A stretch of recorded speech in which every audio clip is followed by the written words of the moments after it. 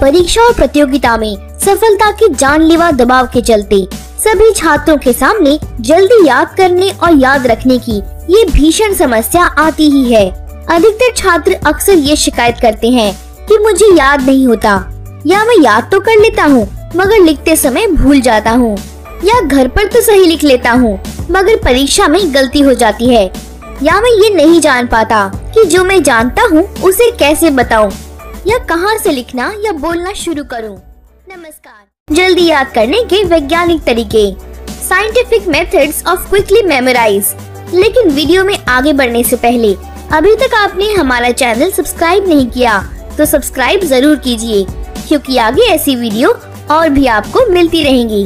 विज्ञान हमें हमारी सभी समस्याओं का विश्लेषण करना और उनका समाधान खोजना सिखाता है। अगर आपको ये पता चल गया कि आपकी समस्या क्या है, तो समाधान की तलाश का पहला चरण पूरा हो गया।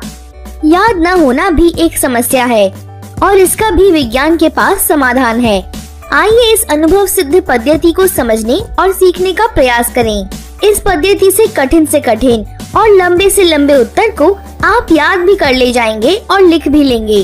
पहला, जब भी कोई उत्तर याद करना हो तो एकांत में किसी शांत जगह पर बैठना चाहिए।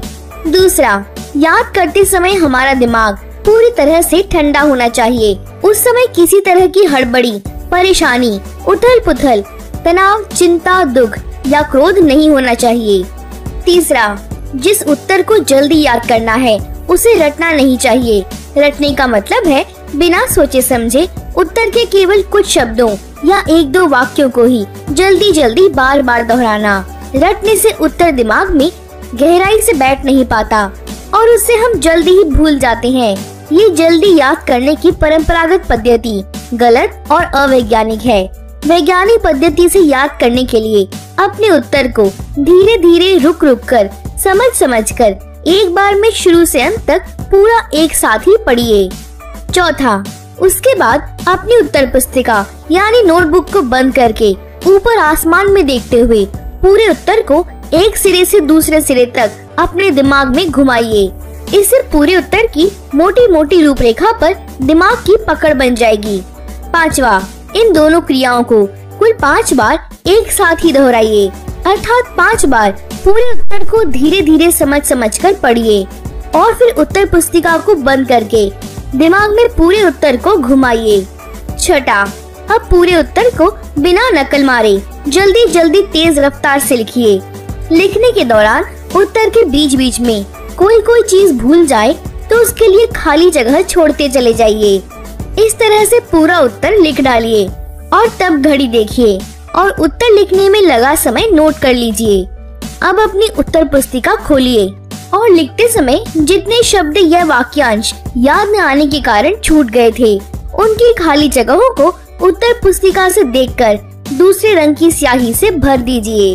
सातवां, अब एक बार और अपने पूरे उत्तर को दिमाग में घुमाकर नए पन्ने पर समय नोट करके लिख डालिए। इस तरह आप अपने प्रयोग के अंत में देखेंगे कि आपको न केवल उत्तर याद हो गया बल्कि आपका आत्मविश्वास भी बढ़ गया।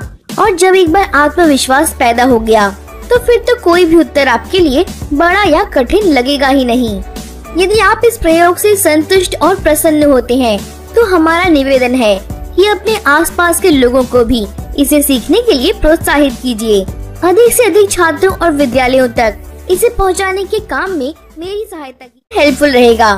अगर ये वीडियो आपको पसंद आया हो तो इस वीडियो को लाइक कीजिए और अपने दोस्तों को शेयर कीजिए और अंत में इस चैनल को सब्सक्राइब करना ना भूलें। थैंक यू दोस्तों।